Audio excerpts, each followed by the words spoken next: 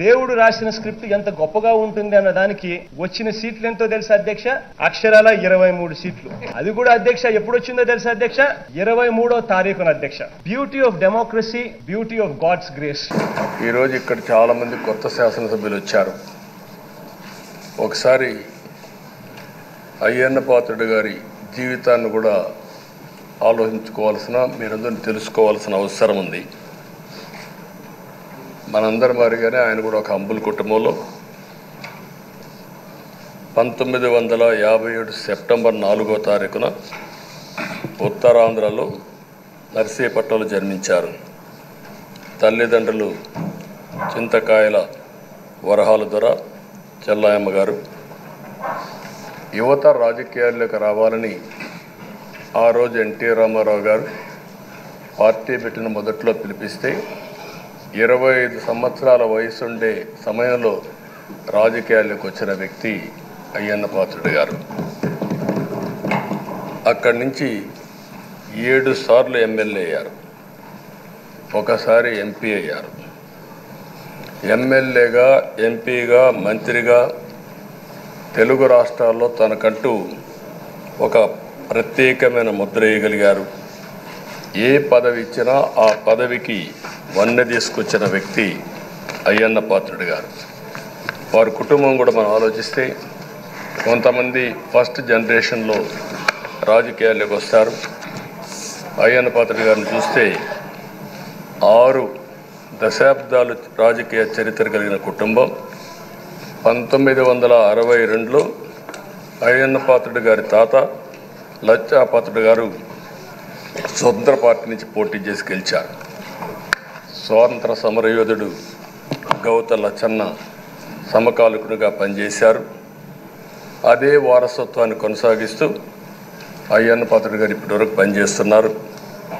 83, 85, 94, 99, 2004, 2014, 2024లో ఎమ్మెల్యేగా విజయం సాధించారు. నర్సీపట్నంలో తెలుగుదేశం పార్టీ పెట్టినప్పటి నుంచి వారే పోటీ చేస్తున్నారు. అది వారి యొక్క ప్రత్యేకత. 7 సార్లు ఎమ్మెల్యే గెలవడం, 16 సంవత్సరాలు మంత్రిగా పనిచేయడం, 1996లో అనకాపల్లి ఎంపీగా గెలుపొంది 2 సంవత్సరాలు అక్కడ పనిచేయడం, తెలుగుదేశం పార్టీ పాలిట్ బ్యూరో సభ్యుడిగా 10 ఏళ్ళు పనిచేశారు. టెక్నికల్ ఎడ్యుకేషన్, రోడ్లు, భవనాల శాఖ, అటవీ శాఖ, పంచాయతీరాజ్ శాఖ మంత్రిగా బాధ్యతలు నిర్వహించారు. 3 సార్లు R&B మినిస్టర్గా పనిచేశారు. అదేవిధంగా మనం ఒకసారి చూస్తే ఎప్పుడూ పోరాట యోధుడు, రాజీ పడని నాయకుడు, ఒక విశిష్టమైనటువంటి లక్షణాలుండే వ్యక్తి. తెలుగు రాష్ట్రాల్లో ఏ మారుమూల ఎవరిని అడిగినా అయ్యన్న పాత్రుడు గారిని గురించి చెప్తారు. 66 సంవత్సరాలు, ఇప్పుడు కూడా ఫైర్ బ్రాండే, చనిపోయే వరకు ఫైర్ బ్రాండ్గానే ఉంది. ఎక్కడ దాంట్లో రాజీనే లేదు. అదే మరి ఇంకొక పక్కన చూస్తే తనకంటూ ఒక ఇమేజ్. అదే సమయంలో లాయల్టీ ఫ్యాక్టరీలో కరుడు గట్టిన పసుపు యోధుడుగా పార్టీలో ఇంతవరకు ఉంటారు, ఎప్పటికీ ఉంటారు. అది ఆయన ప్రత్యేకత.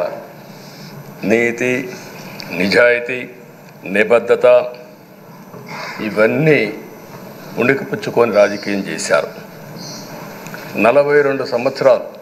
ఇప్పుడు చాలామంది ఫస్ట్ టైం వచ్చేవాళ్ళు ఉన్నారు, కొంతమంది రెండోసారి వచ్చేవాళ్ళు ఉన్నారు. 42 సంవత్సరాలు ఒక నియోజకవర్గం అంటె పెట్టుకొని నర్చర్ చేసి 7 సార్లు గెలవడం అనేది ఒక అరుదైన అనుభవం. చాలామందికి 2-3 సార్లుగా ఫెట్టెక్కి వస్తుంది. అక్కడి నుంచి మనుషులు మారిపోతూ ఉంటాం. అలాంటి సందర్భంలో ఎప్పుడు కూడా రాజీ పడకుండా పనిచేశారు. 42 సంవత్సరాలుగా పసుపు జెండాను మోస్తూనే ఉన్నారు. పార్టీని కన్న తల్లిగా భావించే నాయకుడు, పోరాట యోధుడు. ఎప్పుడు కూడా రాష్ట్రంలో అభివృద్ధి చేయడమే కాకుండా ఉత్తరాంధ్ర అభివృద్ధి కోసం, ప్రత్యేకంగా విశాఖపట్నం అభివృద్ధి కోసం ఎనలేని కృషి చేసిన నాయకుడు అయ్యన్న పాత్రుడు గారని చెప్పి కూడా నేను మీకు తెలియజేస్తున్నాను.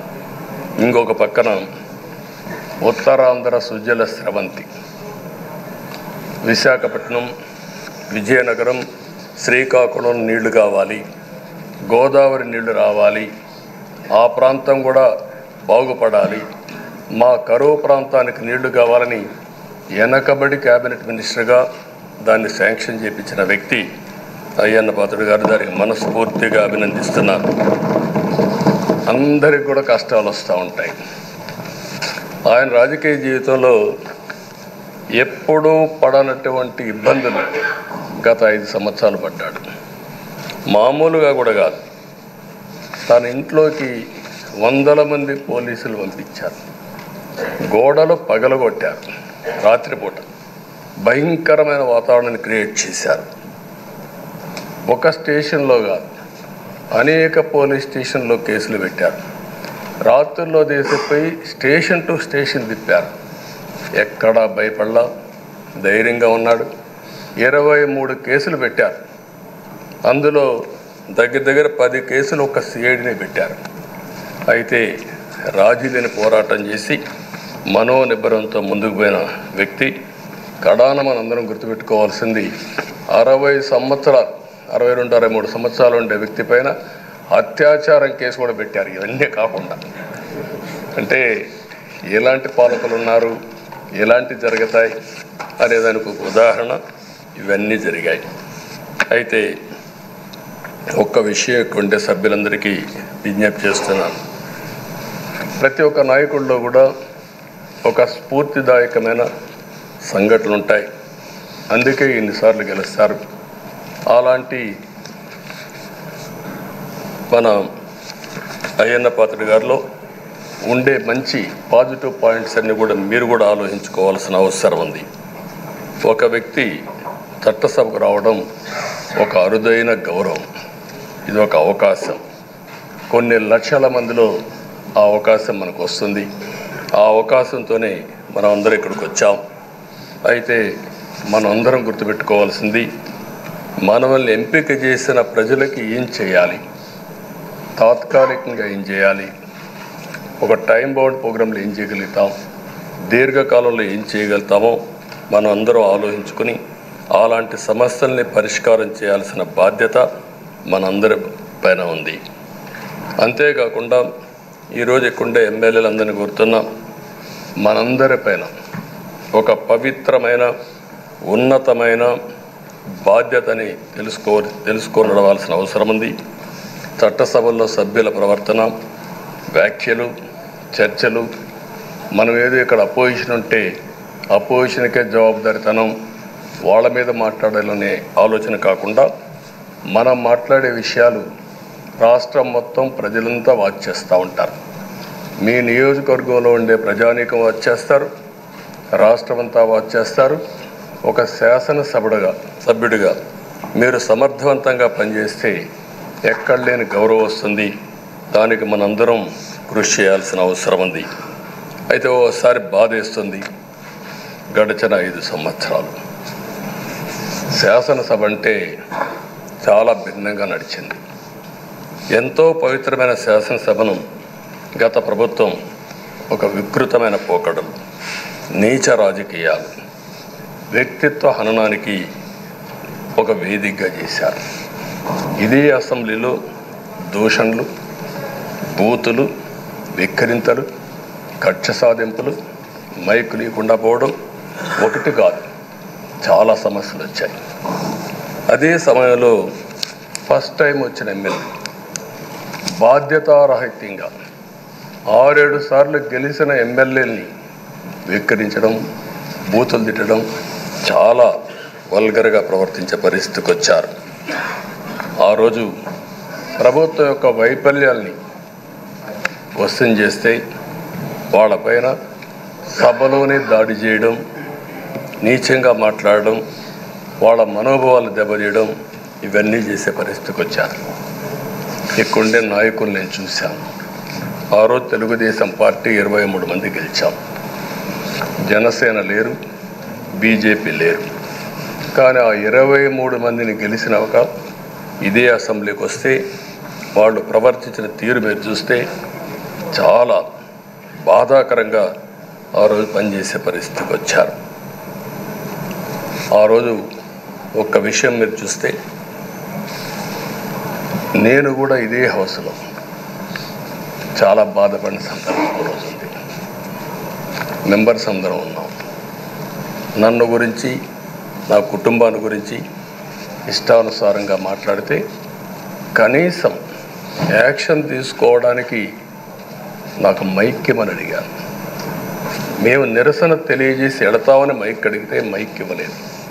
ఇవ్వకుండా మీరు చూస్తే మామూలు సంఘటన కాదు.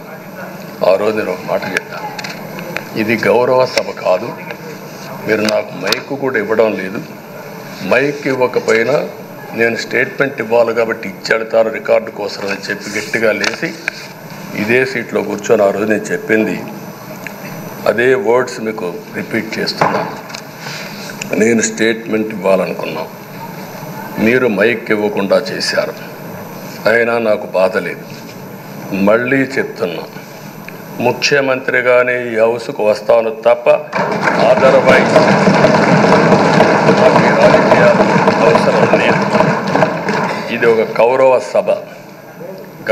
సభ కాదు. ఇలాంటి గౌరవ సభలో నేనుండనని మరొక్కసారి చెప్తూ మీకు నమస్కారం. ప్రజలకు విజ్ఞప్తి చేస్తున్నా, నా అవమానం మీరు అందరూ అర్థం చేసుకొని నిండు మనసుతో ఆశీర్వదించాలని కోరుతూ ఈ సభ నుంచి వాకౌట్ చేస్తున్నానని చెప్పి వాకౌట్ చేసి బయట ప్రెస్ కాన్ఫరెన్స్ పెట్టాను.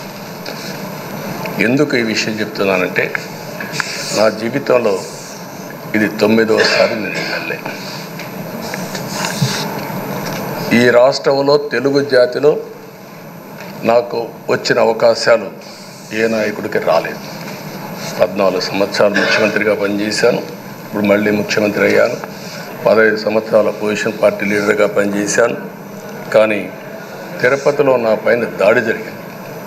24 క్లేమోర్ మైన్స్ నా మీద బ్లాస్ట్ చేశారు. ఆ రోజు కూడా నా కళ్ళలో నీళ్ళు రాలేదు.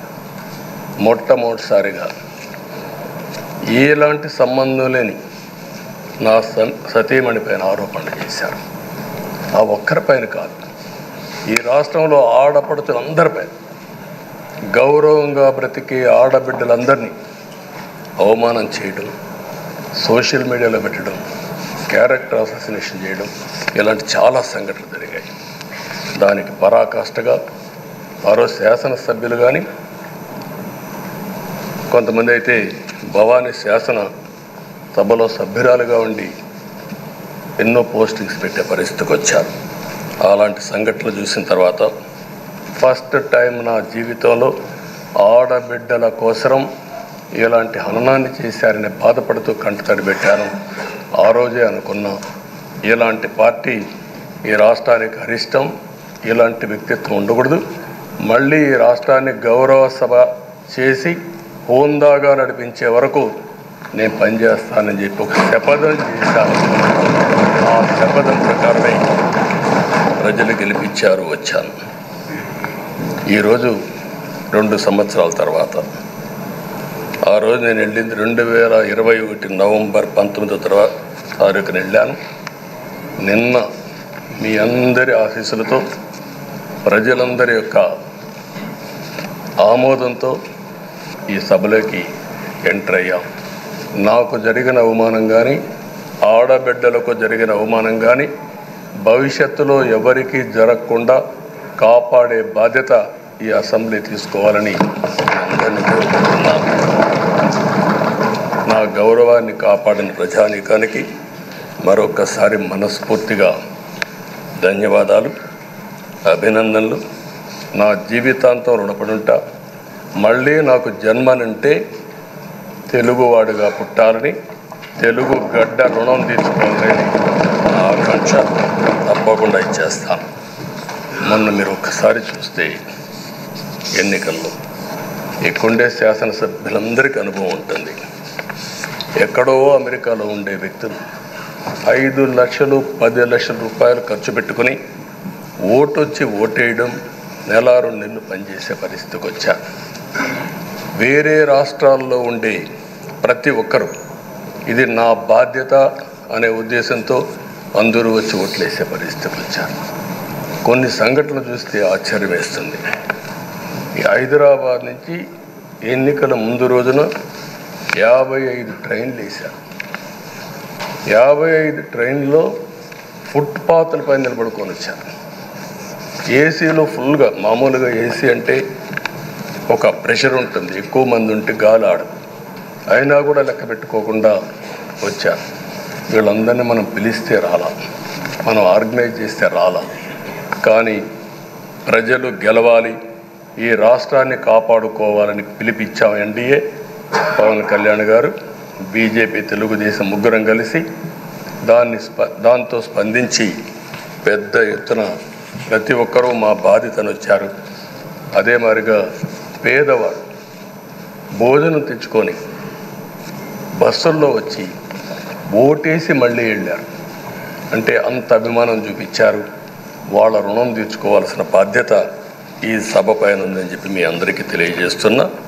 ఆ బాధ్యతని మన కళ్ళ ముందు ఎప్పుడూ కనపడవలసిన అవసరం ఉంది. ఈరోజు రాష్ట్రం విధ్వంసమైన రాష్ట్రాన్ని మళ్ళీ గాడిన పెట్టాలి. మంత్రులందరం ప్రమాణ స్వీకారం చేశాం, పవన్ కళ్యాణ్ గారు అందరం కూడా చేశాం. కానీ ఈరోజు ఒక్కసారి ఆలోచిస్తే ఎక్కడున్నామో తెలియని పరిస్థితి, ఎంత అప్పు ఉందో తెలియని పరిస్థితి, చాలా సమస్యలు ఉన్నాయి. అయితే ప్రజలు మంచి ఎమ్మెల్యేలు ఎన్నుకున్నారు. నేను కానీ, పవన్ కళ్యాణ్ గారు కానీ, బీజేపీ కానీ, అగ్రనాయకత్వం అందరం కూడా, నరేంద్ర మోడీ గారితో సహా ఇంకొక పక్క అమిత్ షా గారు అందరం కూడా మీటింగ్లు పెట్టినప్పుడు చాలా స్పష్టంగా హామీలు ఇచ్చాం. అవి నమ్మారు, మనలందరినీ ఎంపిక చేసుకున్నారు.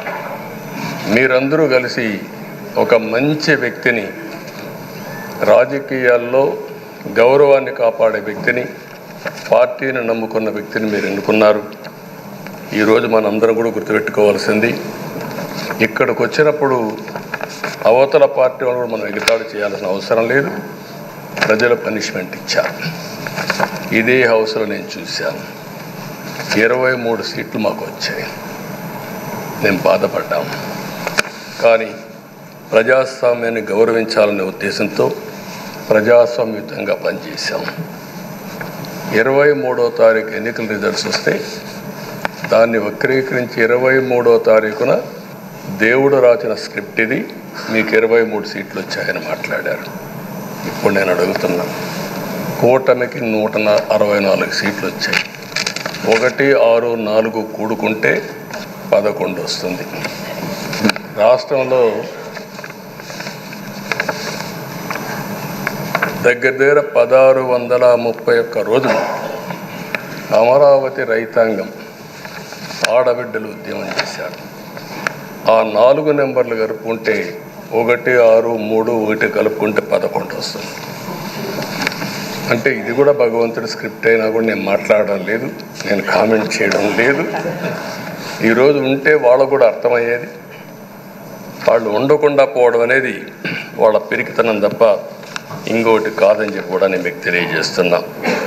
అయితే నేను ఇక్కడుండే సభ్యులను కూడా మిమ్మల్ని కోరుతున్నా, మనం ప్రజా సమస్యలపైన దృష్టి పెట్టాలి తప్ప వీళ్ళ మీద కాదని చెప్పి కూడా నేను మీకు తెలియజేసుకుంటున్నాను. ఆ రోజు పవన్ కళ్యాణ్ గారిని అసెంబ్లీ గేటు కూడా తాకనీయం అని పెద్ద పెద్ద డైలాగులు చెప్పారు. 21 సీట్లలో పోటీ చేస్తే 21 సీట్ని గెలిపించిన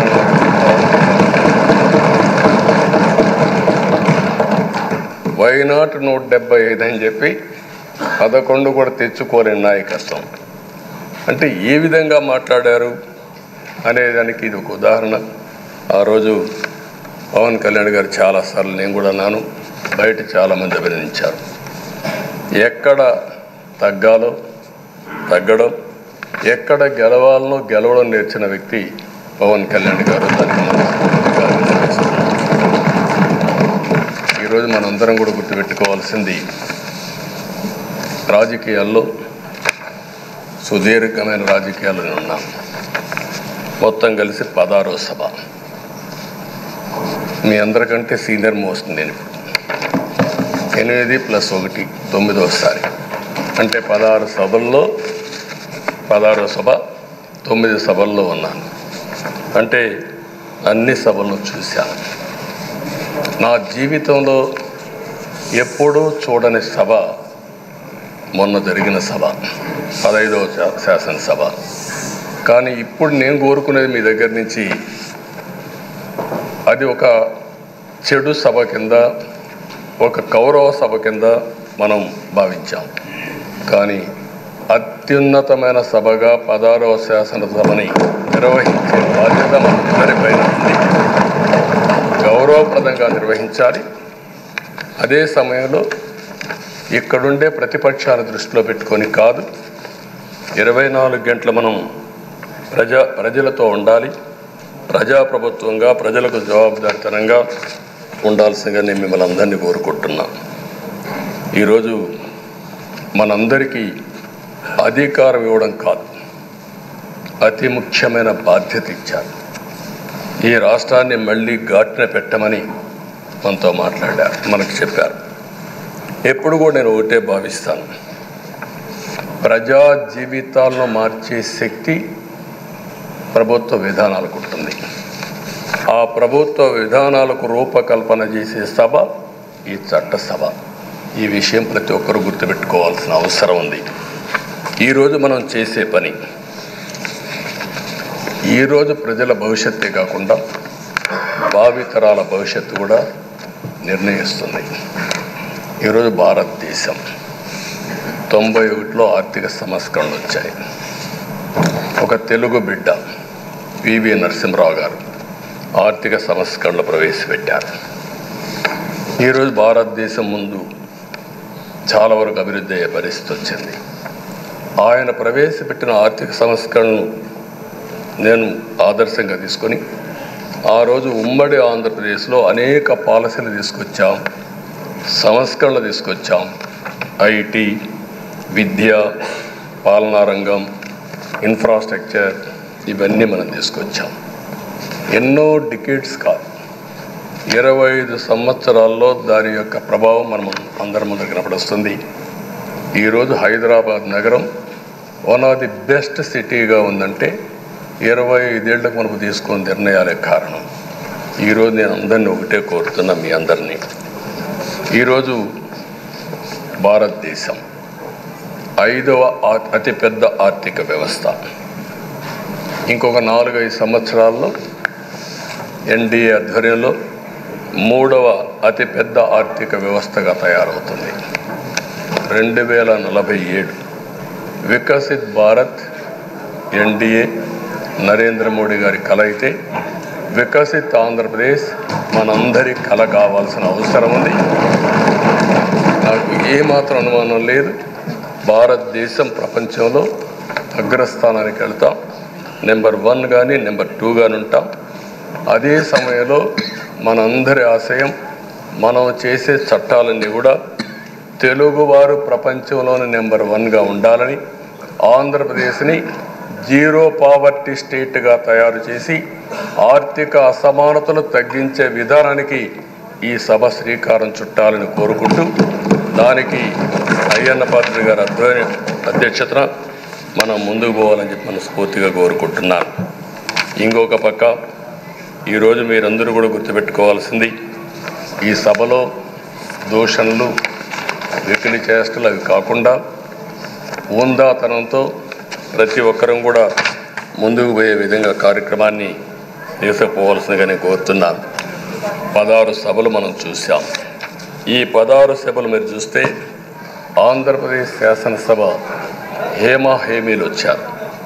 అందులో టంగుటూరి ప్రకాశం పంతులు, ఎన్జి రంగా, నీలం సంజీవరెడ్డి, బెజవాడ గోపాల్ రెడ్డి, తెన్నేటి విశ్వనాథం, గౌత లచ్చన్న, పివిజి రాజు, పుచ్చలపల్లి సుందరయ్య, అయ్యదేవర కాళేశ్వరరావు, చండ్ర పుల్లారెడ్డి, వావిలాలు గోపాలకృష్ణయ్య, మోటూరి హనుమంతరావు, గుంటూరి బాపనయ్య, కాకాని వెంకటరత్నం లాంటి ఉద్దండులందరూ వచ్చారు. వీళ్ళు కాకుండా పివి నరసింహరావు ఈ రాష్ట్రంలోనే పుట్టి కేంద్రం నుంచి ఆర్థిక సంస్కరణలు తీసుకొచ్చారు. ఇంకో పక్కన ఎన్టీ రామారావు గారు, ఒక చరిత్ర సృష్టించిన యుగ పురుషుడు ఎన్టీ రామారావు గారు. వీళ్ళందరూ మనకు ఆదర్శం కావాలని మనస్ఫూర్తిగా కోరుకుంటున్నాను. అందుకని ఈరోజు ఒక పక్కన చూస్తే చట్టసభల విలువ తెలిసిన వ్యక్తి అయ్యన్న పాత్రుడు గారు. అనేక సందర్భాల్లో ఒక్కోసారి ఆవేశాలు మెంబర్లో వచ్చాయి. అవన్నిట్లో మీరు కూడా భాగస్వాములుగా ఉన్నారు. కానీ ఈరోజు నేను కోరుకునేది మీ ఆధ్వర్యంలో రాజ్యాంగ స్ఫూర్తి నిలుస్తుందని, ప్రజాస్వామ్యాన్ని కాపాడతారని, ఈ సభ హోందాగా నడుస్తుందని దాంట్లో నాకు ఏమాత్రం అనుమానం లేదు. ఆ నమ్మకం ఉంది. దానికి మరొక్కసారి మీ యొక్క ఆధ్వర్యంలో భగవంతుడు అన్ని విధాల మీకు ఆ శక్తినివ్వాలని, తప్పకుండా ఈ అసెంబ్లీ సెషన్స్లో ఈ 5 ఏళ్లలో రాష్ట్రానికి కొన్ని సమస్యలు ఉన్నాయి. వాటి మీద ఎక్కువ మనం ఫోకస్ పెట్టాల్సిన అవసరం ఉంది. రాజధాని కట్టుకోవాలి, పోలవరం పూర్తి చేసుకోవాలి, నదుల అనుసంధానం చేసుకోవాలి, పెట్టుబడులు రావాలి, మౌలిక సదుపాయాలు కలిగించాలి, బీసీలకు, బడుగు బలహీన వర్గాలకు న్యాయం చేయాలి.